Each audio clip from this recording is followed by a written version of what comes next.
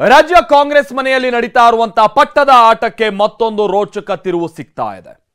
CM ಪರ ಒಂದಷ್ಟು ಶಾಸಕರುಗಳು ಸಚಿವರುಗಳು ಅತ್ತ ಡಿಸಿಎಂ ಡಿಕೆ ಶಿವಕುಮಾರ್ ಪರವಾಗಿ ಒಂದಷ್ಟು ಶಾಸಕರು ಬ್ಯಾಟ್ ಬೀಸ್ತಾ ಇರುವಂತಹ ಸಂದರ್ಭದಲ್ಲೇ ಡಿನ್ನರ್ ದಂಗಲ್ ಈಗ ನಡೀತಾ ಇರುವಂತಹ ಸಂದರ್ಭದಲ್ಲೇ ಖುದ್ದು ಮುಖ್ಯಮಂತ್ರಿ ಸಿದ್ದರಾಮಯ್ಯ ಬಾಯಲ್ಲಿ ತ್ಯಾಗದ ಮಾತುಗಳು ಮೂಡಿಬಂದಿವೆ.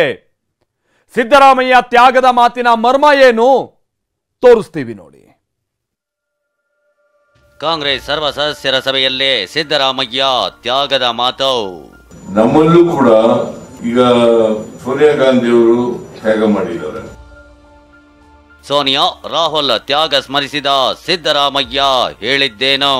ರಾಹುಲ್ ಗಾಂಧಿ ಅವರು ತ್ಯಾಗ ಮಾಡಿದ್ದಾರೆ. ನಾವು ಕೂಡ ಅದೇ ದಾರಿನಲ್ಲಿ ನಡೀತಕ್ಕಂಥ ಪ್ರಾಮಾಣಿಕ ಪ್ರಯತ್ನವನ್ನು ಮಾಡಬೇಕು. ನಾನಿರ್ತೀನೋ ಇಲ್ವೋ ಮುಖ್ಯವಲ್ಲ ಎಂದಿದ್ದೇಕೆ ಡಿಸಿಎಂ ಡಿಕೆ.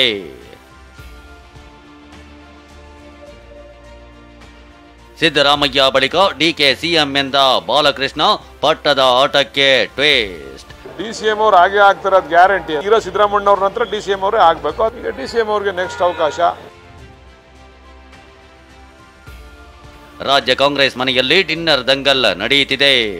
ಸಿಎಂ ಕುರ್ಚಿ ಅದಲು ಬದಲು ಸುತ್ತ ಕಳೆದೊಂದು ವಾರದಿಂದ ದೊಡ್ಡ ಚರ್ಚೆ ನಡೆಯುತ್ತಿದೆ. ಈತ ಸಿದ್ದರಾಮಯ್ಯ ಪರ ಒಂದಿಷ್ಟು ಶಾಸಕರು ಸಚಿವರ ಬ್ಯಾಟ್ ಬೀಸ್ತಾ ಇದ್ರೆ ಆತ ಡಿಕೆ ಸಿಎಂ ಅಂತ ಒಂದಿಷ್ಟು ಶಾಸಕರು ಘೋಷಣೆ ಮೊಳಗಿಸುತ್ತಿದ್ದಾರೆ. ಇದೆಲ್ಲದರ ಮಧ್ಯೆ ಇಂದು ರಾಜ್ಯಕ್ಕೆ ಉಸ್ತುವಾರಿ ರಣದೀಪ್ ಸುರ್ಜೇವಾಲಾ ಎಂಟ್ರಿಯಾಗಿದೆ. ಆತ ಸಿಎಂ ಮತ್ತು ಡಿಸಿಎಂ ಸಚಿವರ ಕಾರ್ಯವೈಖರಿ ಬಗ್ಗೆ ಮೌಲ್ಯಮಾಪನ ವರದಿ ಸಲ್ಲಿಸಿದ್ದು ಸಂಪುಟ ಪುನಾರಚನೆ ಮುನ್ನೆಲೆಗೆ ಬಂದಿದೆ. ಇನ್ನೊಂದೆಡೆ ಕೆಪಿಸಿಸಿ ಅಧ್ಯಕ್ಷರ ಬದಲಾವಣೆ ಬಗ್ಗೆಯೂ ಚರ್ಚೆಗಳು ಎದ್ದಿವೆ. ಹೀಗೆ ಕಾಂಗ್ರೆಸ್ ಪಾಳಯದಲ್ಲಿ ಸರಣಿ ಸಭೆ ಕ್ಷಣಕ್ಕೊಂದು ಬೆಳವಣಿಗೆ ನಡೆಯುತ್ತಿರುವಾಗಲೇ ಸಿಎಂ ಸಿದ್ದರಾಮಯ್ಯ ಆಡಿದ ಮಾತು ಭಾರಿ ಪ್ರಾಮುಖ್ಯತೆ ಪಡೆದುಕೊಂಡಿದೆ. ಅದುವೇ ತ್ಯಾಗದ ಮಾತು. ನಮ್ಮಲ್ಲೂ ಕೂಡ ಈಗ ಸೋನಿಯಾ ಗಾಂಧಿ ಅವರು ತ್ಯಾಗ ಮಾಡಿದ್ದಾರೆ. ನಾವು ಕೂಡ ಅದೇ ದಾರಿನಲ್ಲಿ ನಡೀತಕ್ಕಂಥ ಪ್ರಾಮಾಣಿಕ ಪ್ರಯತ್ನವನ್ನು ಮಾಡಬೇಕು. ಕೆಪಿಸಿಸಿ ಕಚೇರಿಯ ಭಾರತ್ ಜೋಡೋ ಭವನದಲ್ಲಿವತ್ತು ಕಾಂಗ್ರೆಸ್ ಪಕ್ಷದ ಸರ್ವ ಸದಸ್ಯರ ಸಭೆ ನಡೆಸಲಾಯಿತು. ಇದೇ ಸಭೆಯಲ್ಲಿ ಸಿಎಂ ಸಿದ್ದರಾಮಯ್ಯ ಕಾಂಗ್ರೆಸ್ ಅಧಿನಾಯಕಿ ಸೋನಿಯಾ ಗಾಂಧಿ ರಾಹುಲ್ ಗಾಂಧಿ ಮಾಡಿದ ತ್ಯಾಗವನ್ನ ಸ್ಮರಿಸಿದ್ದಾರೆ. ನಾವು ಕೂಡ ಅದೇ ತ್ಯಾಗದ ದಾರಿಯಲ್ಲಿ ನಡೆಯೋ ಪ್ರಾಮಾಣಿಕ ಪ್ರಯತ್ನ ಮಾಡಬೇಕು ಎಂದಿದ್ದಾರೆ. ಅಷ್ಟೇ ಅಲ್ಲ, ಕಾಂಗ್ರೆಸ್ ಪಕ್ಷದಿಂದಲೇ ಪರಿವರ್ತನೆ ಅನ್ನೋ ಮಾತುಗಳನ್ನ ಆಡಿದ್ದಾರೆ. ನಮ್ಮಲ್ಲೂ ಕೂಡ ಈಗ ಸೋನಿಯಾ ಗಾಂಧಿ ಅವರು ತ್ಯಾಗ ಮಾಡಿದ್ದಾರೆ. ರಾಹುಲ್ ಗಾಂಧಿ ಅವರು ತ್ಯಾಗ ಮಾಡಿದ್ದಾರೆ. ನಾವು ಕೂಡ ಅದೇ ದಾರಿನಲ್ಲಿ ನಡೀತಕ್ಕಂಥ ಪ್ರಾಮಾಣಿಕ ಪ್ರಯತ್ನವನ್ನು ಮಾಡಬೇಕು.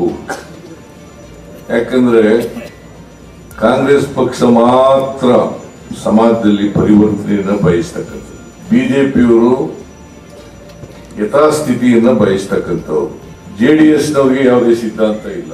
ಇನ್ನು ಸಿದ್ದರಾಮಯ್ಯ ಅವರಿಗೂ ಮುನ್ನ ಇದೇ ಸರ್ವ ಸದಸ್ಯರ ಸಭೆಯಲ್ಲೇ ಮಾತನಾಡಿರುವ ಡಿಸಿಎಂ ಡಿಕೆ ಪಕ್ಷವನ್ನು ಅಧಿಕಾರಕ್ಕೆ ತರೋದು ಗೊತ್ತಿದೆ, ನಾನು ಇರ್ತೀನೋ ಇಲ್ವೋ ಮುಖ್ಯವಲ್ಲ ಎಂದಿದ್ದಾರೆ. ನಮ್ಮ ಪಕ್ಷ ಮುಂದೆಯೂ ಅಧಿಕಾರಕ್ಕೆ ಬಂದೇ ಬರಲಿದೆ. ನೀವು ನಮ್ಮ ಜೊತೆ ನಿಲ್ಲಿ. ಪಕ್ಷವನ್ನ ಅಧಿಕಾರಕ್ಕೆ ತರೋದು ಗೊತ್ತಿದೆ, ನಾನು ಇರುತ್ತೇನೋ ಇಲ್ವೋ ಮುಖ್ಯವಲ್ಲ, ನಾನು ಕಾಂಗ್ರೆಸ್ಸಿಗ ಹೀಗೆಂದು ಹೇಳೋ ಮೂಲಕ ಡಿಸಿಎಂ ಡಿಕೆ ಅಬ್ಬರಿಸಿದ್ದಾರೆ. ಸದ್ಯದ ಕಾಂಗ್ರೆಸ್ನಲ್ಲಿ ನಡೆಯುತ್ತಿರೋ ಬೆಳವಣಿಗೆಯನ್ನ ದೃಷ್ಟಿಯಲ್ಲಿಟ್ಟುಕೊಂಡು ನೋಡಿದ್ರೆ ಸಿಎಂ ಸಿದ್ದರಾಮಯ್ಯ ಮತ್ತು ಡಿಸಿಎಂ ಡಿಕೆ ಆಡಿರೋ ಮಾತು ತುಂಬಾನೇ ಕುತೂಹಲ ಕೆರಳಿಸಿದೆ ಮತ್ತು ಪ್ರಾಮುಖ್ಯತೆ ಪಡೆದುಕೊಂಡಿವೆ. ಡಿಕೆ ಸಿಎಂ ಆಗೋದು ಗ್ಯಾರಂಟಿ ಎಂದ ಎಚ್.ಸಿ. ಬಾಲಕೃಷ್ಣ. ಸಿಎಂ ಡಿಸಿಎಂ ಹೇಳಿಕೆಯ ನಡುವೆಯೇ ಕಾಂಗ್ರೆಸ್ ಮನೆಯಲ್ಲಿ ಮುಂದಿನ ಸಿಎಂ ಕೂಗು ಜೋರಾಗ್ತಿದೆ. ನಿನ್ನೆ ಡಿಕೆ ಆಪ್ತ ಶಾಸಕ ಶಿವಗಂಗಾ ಬಸವರಾಜು ಬ್ಯಾಟ್ ಬೀಸಿದ್ರು. ಇವತ್ತು ಡಿಕೆ ಸಿಎಂ ಆಗೋದು ಗ್ಯಾರಂಟಿ ಅಂತ ಮಾಗಡಿ ಶಾಸಕ ಎಚ್.ಸಿ. ಬಾಲಕೃಷ್ಣ ಹೇಳಿದ್ದಾರೆ. ಮುಂದಿನ ಮುಖ್ಯಮಂತ್ರಿ ಡಿಕೆ ಶಿವಕುಮಾರ್ಗೆ, ಡಿಕೆ ಶಿವಕುಮಾರ್ಗೆ, ಮುಂದಿನ ಮುಖ್ಯಮಂತ್ರಿ ಡಿಕೆ ಶಿವಕುಮಾರ್ಗೆ ಹೇಳಿದ್ನಲ್ಲ, ಹಾಗೆ ಆಗ್ತಾರೆ. ಅದಕ್ಕೆ ಮತ್ತೆ ಬದಲಾವಣೆ ಸ್ಟೇಟ್ಮೆಂಟ್ ಹಿಂದಕ್ಕೆ ತಗೊಳ್ಳೋ ಮಾತಿಲ್ಲ. ನಾನು ಮುಂಚೆ ಹೇಳಿದ್ದೀನಿ, ಈಗಲೂ ಇದೆ, ಅವ್ರು ಮುಖ್ಯಮಂತ್ರಿ ಆಗ್ತಾರೆ. ಒಳ್ಳೆ ದಿನಗಳಿದೆ, ಕಷ್ಟಪಟ್ಟರೆ ಒಳ್ಳೆ ದಿನ ಇದ್ದೇ ಇರುತ್ತೆ. ಈಗ ಅವ್ರು ಕಷ್ಟಪಟ್ಟಿದ್ದಕ್ಕೆಲ್ಲ ಮೊನ್ನೆ 3 ನೀವ್ಯಾರು ಮೀಡಿಯಾದವ್ರು ಗೆಸ್ಟ್ ಮಾಡಿದ್ರಾ? ಶಿಗ್ಗಾವಲ್ಲಿ ಗೆಲ್ತೀವಿ ಅಂತ ಗೆಸ್ಟ್ ಮಾಡಿದ್ರಾ? ಚನ್ನಪಟ್ಟಣದಲ್ಲಿ ಗೆಲ್ತೀವಿ ಅಂತ ಗೆಸ್ಟ್ ಮಾಡಿದ್ರಾ?